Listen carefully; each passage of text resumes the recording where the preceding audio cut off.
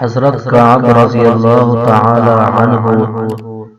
فرماتے ہیں کہ قسم ہے اس پاک ذات کی جس نے تورات حضرت موسیٰ پر اور انجیل حضرت عیسیٰ اور زبور حضرت داؤد پر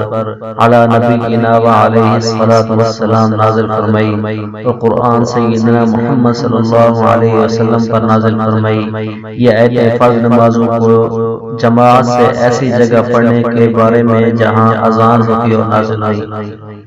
ترجمہ آیت: جس دن حق تعالی شانہ صاحب کی تجلی فرمائیں گے جو ایک خاص قسم کی تجلی ہوگی اور لوگ اس دن سجدے کے لیے بلائے جائیں گے تو یہ لوگ سجدہ نہیں کر سکیں گے۔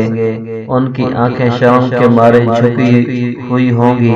اور ان پر ذلت چھائی ہوئی ہوگی، اس لیے کہ یہ لوگ دنیا میں سجدے کی طرف بلائے جاتے تھے اور صحیح سالم تندرست تھے پھر بھی سجدہ نہیں کرتے تھے۔